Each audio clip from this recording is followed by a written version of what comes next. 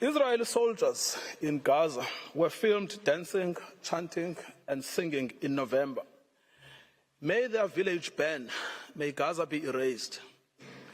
There is now a trend among the soldiers to film themselves committing atrocities against civilians in Gaza in a form of snuff video.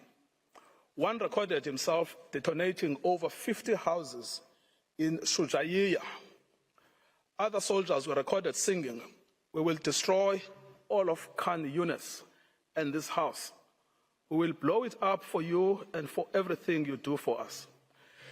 These are the soldiers putting into effect their command.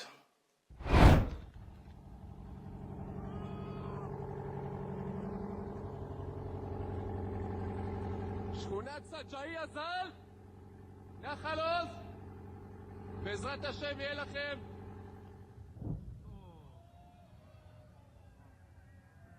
גדוד 7, חטיבה 828, אומרת סג'אעיה שלום. מדהים. 30 בתים, גדוד 749.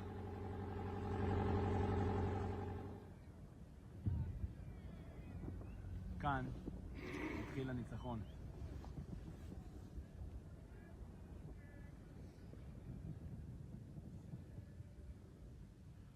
עם ישראל חי.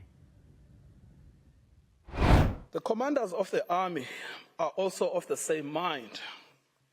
Israeli army commander Yair Ben David has stated that the army had done in Beit Hanon and did there as Shimon and Levi did in Nablus, and that the entire Gaza should resemble Beit Hanon.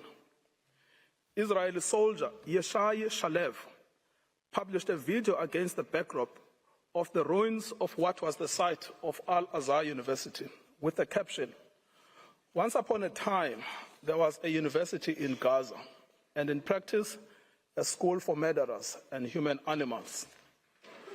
Soldiers obviously believe that this language and their actions are acceptable because the destruction of Palestinian life in Gaza is articulated state policy. Senior political and military officials encouraged without censure the 95-year-old Israeli army reservist Ezra Yachin, a veteran of the Deir Yassin massacre against the Palestinians in 1948, to speak to the soldiers ahead of the ground invasion in Gaza. In his tour, he echoed the same sentiment while being driven around in an officially Israeli army vehicle dressed in Israeli army fatigue. I quote, "Be triumphant and finish them off, and don't leave anyone behind. Erase the memory of them. Erase them, their families, mothers and children. These animals can no longer live. If you have an Arab neighbor, don't wait, go to his home and shoot him. We want to invade, not like before. We want to enter and destroy what's in front of us, and destroy houses, then destroy the one after it. With all of our forces, complete destruction, enter and destroy. As you can see, we will witness things we've never dreamed of. Let them drop bombs on them and erase them." As recently as 7 January 2024, a video of a soldier was posted online where he boasts that the army had destroyed the entire village of Hibat Azar. For 2 weeks, he said, they had worked hard to bomb the village and executed their mandate. Any suggestion that senior politicians did not mean what they said, much less that the meaning was not understood by soldiers in Gaza, would be without any merit. The scale of destruction in Gaza, the mass targeting of family homes and civilians, the war being a war on children, all make clear that genocidal intent is both understood and is being put into practice. The articulated intent is the destruction of Palestinian life in all its manifestations. The genocidal rhetoric is also commonplace within the Israeli Knesset. Members of the Knesset have repeatedly called for Gaza to be wiped out, flattened, erased, and crushed on all its inhabitants. They have deplored anyone feeling sorry for the uninvolved Gazans, asserting repeatedly that there are no uninvolved, that there are no innocents in Gaza, that the killers of the women and children should not be separated from the citizens of Gaza, and that the children of Gaza have brought this upon themselves, and that there should be one sentence for everyone there, death. Finally, the lawmakers have called for mercilessly bombing from the air, with some advocating for the use of nuclear doomsday weapons, and a Nakba that will overshadow the Nakba of 48. The Prime Minister's genocidal speech has gained ground among some elements of civil society. A famous singer has repeated Mr. Netanyahu's Amalek reference, stating that Gaza must be wiped out and be destroyed with every Amalek seed. We simply must destroy all of Gaza and exterminate everyone who is there. Another has called to erase Gaza, not leave a single person there. Journalists and commentators have announced that the woman is an enemy, the baby is an enemy, the pregnant woman is an enemy. That it is necessary to turn the strip into a slaughterhouse, to demolish every house our soldiers come across, exterminate everyone. The intentional failure of the government of Israel to condemn, prevent, and punish such genocidal incitement constitutes in itself a grave violation of the Genocide Convention. We should recall, Madam President, that in Article 1 of the Convention, Israel confirmed that genocide, whether committed in time of peace or in time of war, is a crime under international law, and it undertook to prevent and to punish it as such. This failure to prevent, condemn, and punish such speech by the government has served to normalize genocidal rhetoric and extreme danger for Palestinians within Israeli society.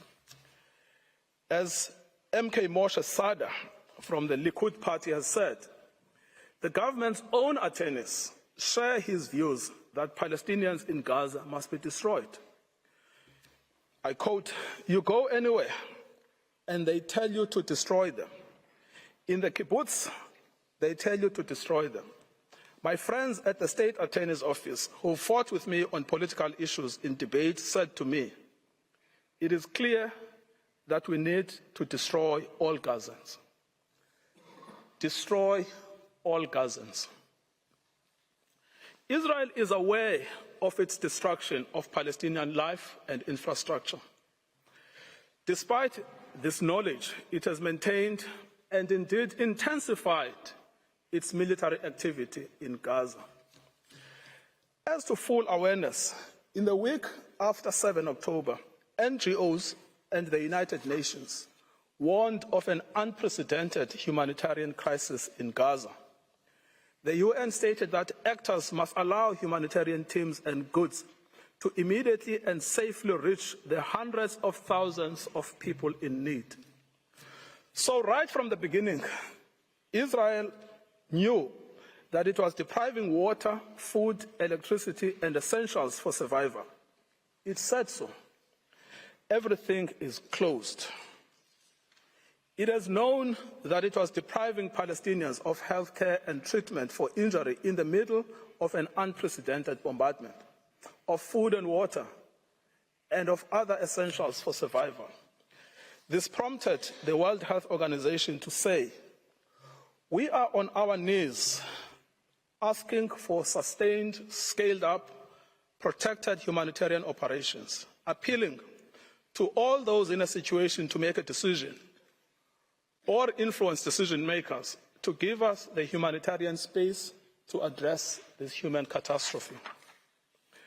Despite this knowledge, Israel continues to target infrastructure essential for survival: water and sanitation infrastructure, solar panels, bakeries, mills, crops. It bombs hospitals, decimating the healthcare system. It targets aid workers and the infrastructure of the United Nations.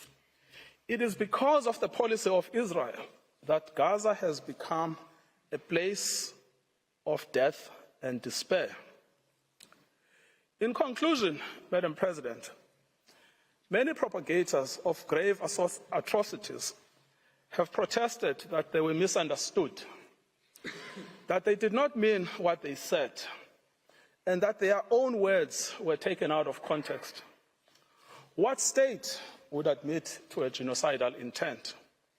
Yet, the distinctive feature of this case has not been the silence as such, but the reiteration and repetition of genocidal speech throughout every sphere of state in Israel. We remind the court of the identity and authority of the genocidal inciters: the Prime Minister, the President, the Minister of Defense, the Minister of National Security, the Minister of Energy and Infrastructure, members of the Knesset, senior army officials, and foot soldiers.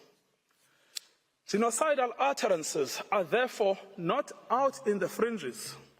They are embodied in state policy. The intent to destroy is plainly understood by soldiers on the ground. It is also fully understood by some within the Israeli society, with the government facing criticism for allowing in any aid to Gaza on the basis that it is recanting on its promise to starve Palestinians. Any suggestion that Israeli officials did not mean what they said or were not fully understood by soldiers and civilians alike to mean what they said should be rejected by this court. The evidence of genocidal intent is not only chilling, it is also overwhelming and incontrovertible.